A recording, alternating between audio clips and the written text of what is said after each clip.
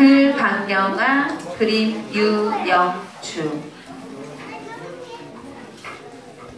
조선시대 숙종 때 이름을 날린 전문 소리꾼 우평숙 이야기입니다. 남에게 비난을 받을 정도로 보잘것없던 자질을 자신의 노력으로 개발하여 가장 돋보이는 사람으로 우뚝 선 인물 이야기는 드문데요. 이 책의 주인공 우평숙은 잘 알려지지 않은 인물이지만 요즘 어린이들에게 친근하게 다가가며 더 많은 공감을 끌어낼 수 있는 특별함을 지닙니다. 자신이 할 수 있는 한계 범위를 넘어선 피나는 훈련과 연습을 통해 음치 평숙이가 명창으로 거듭나는 과정을 따라가다 보면 나도 할 수 있다는 의욕과 색다른 역사 속 인물이 전하는 독서의 재미를 느끼실 수 있는데요. 아이들에게 하고 싶은 일이 있다면 최선을 다해 도전하라는 평숙이 이야기 속으로 들어가 볼까요?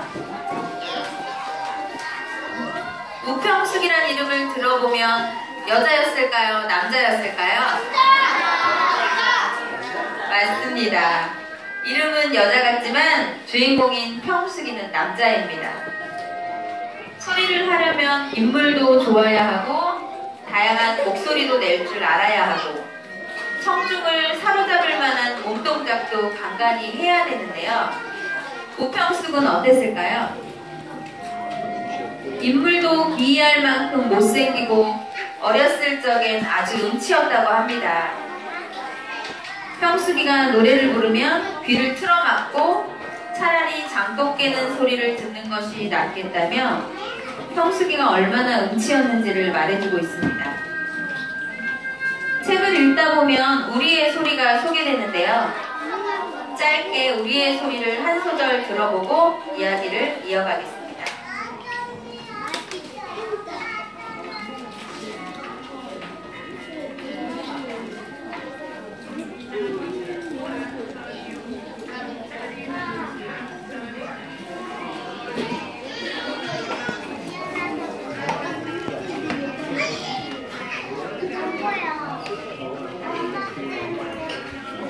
어떤가요? 들어본 적 있으신가요?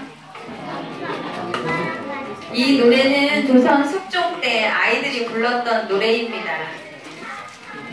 미나리는 사철이요 장다리는 한철이다. 당시 숙종 임금에게는 인현왕후 민씨와 희빈 장씨라는 두 명의 부인이 있었는데요. 희빈 장씨가 민씨를 모함하여 궁궐에서 쫓아냈습니다. 그리하여 미나리는 민씨를 뜻하고 장다리는 희빈 장씨를 뜻합니다. 장희빈은 얼마 못 가 왕후자리에서 쫓겨날 것이고 민씨가 왕후자리에 오를 것이라는 의미를 담고 있습니다. 그럼 평숙이가 어떻게 훌륭한 소리꾼이 되었을까요? 평숙이는 좋아했던 기생 초옥이라는 여자아이가 있었습니다. 자신이 좋아하는 초옥이에게 노래를 못해서 놀림을 당해 속상해하는 부분이 있습니다. 얼마나 부끄럽고 창피했을까요? 바로 이 장면이 초옥이에게 놀림을 받고 창피해서 뛰쳐나오는 장면입니다. 평숙이는 연습을 해서 초옥이에게 자신의 노래를 꼭 들려주겠다 마음을 먹습니다. 평숙이는 장독대에 쪼그려 앉아 연습을 시작하는데요. 온 동네 사람들이 시끄럽다고 난리가 났겠죠. 그리하여 평숙이는 개성 소각산에 들어가 목에 피가 나도록 연습을 했습니다. 연습하는 장면을 책에서 볼 수 있는데요. 책 속에서는 우평숙이 산속에서 연습하는 장면들을 어떻게 표현하였을까요? 내용을 잠시 읽어드릴게요. 하는 수 없이 평숙이는 단보찜을 둘러매고 송악산으로 올라갔습니다. 이젠 뭐라 할 사람도 없겠다. 고래고래 소리를 내질렀지요. 그런데 송악산 동물들은 난리가 났습니다. 마음 놓고 잠을 잘 수가 있나, 사냥을 제대로 할 수가 있나. 평수기 고함에 동물들은 하루도 편할 날이 없었지요. 참다 못한 동물들이 산신령을 찾아갔습니다. 아이들이 단잠을 잘 수가 없어요. 여우가 오는지 가는지 발소리를 들을 수 없다니까요. 동물들은 저마다 하소연을 해댔어요. 다음날 산신령이 평수기 앞에 평수가 폭포에 가서 노래를 하거라. 네 목소리가 폭포 소리를 이긴다면 훌륭한 소리꾼이 될 것이다. 평수기는 깊은 산속 폭포를 찾아갔습니다. 과연 폭포 소리는 크고 우렁찼지요.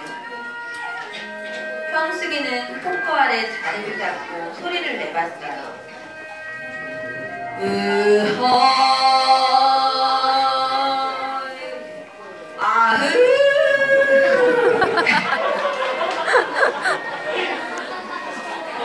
그런데 아무리 소리를 질러대도 평수기에겐 폭포 소리밖에 들리지 않는 거예요. 몇 날 며칠 소리를 지른 탓에 목이 퉁퉁 부어올랐습니다. 폭포에서 흩어지는 물방울이 평수기의 아픈 목을 적셔주었지요. 밤낮 쉬지 않고 목을 쓰니 가래에 피가 섞여 나왔어요. 평수기는 그만 몸져 눕고 말았지. 몸에서 열이 펄 끓고 목소리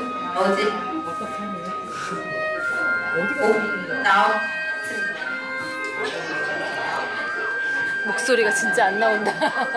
마이크 목소리가 안 나온다. 바꿔 없어 언니? 그걸로 바꿔. 책에서는 이렇게 표현하고 있는데요. 득음을 하기 위해 열심히 노력하는 평수기의 모습이 상상이 되시나요? 이런 평수기를 동물 친구들이 돌보고 평수기는 기운을 찾습니다. 평수기는 자기를 돌보아준 고마운 동물 친구들에게 감사의 노래를 불러줍니다. 동물들은 듣기만 해도 흥이 절로 납니다. 평수기는 득음을 했으니 좋아하던 초호기에게 노래를 들려주기 위해 찾아갔습니다. 그런데 평수기가 산속에서 연습을 하는 동안 초호기는 다른 곳으로 떠나버렸습니다. 평수기는 슬퍼했고 눈 감으면 떠오르는 초호기의 모습을 상상하며 노래를 부릅니다. 그 노랫소리에 사람들이 모여들고 빠져들었다는 이야기로 마무리됩니다. 우평숙은 나중에 나이가 들어 장학원에 들어가 음악 선생님을 하며 여생을 마쳤습니다. 장학원은 현재 국립국악원에 해당하는 곳입니다. 조선시대 나라에서 운영하는 음악기관인데요. 외국에서 사신이 오거나 왕실 사람들의 생일잔치, 나라에 중요한 행사가 있을 때 음악을 맡았던 곳입니다.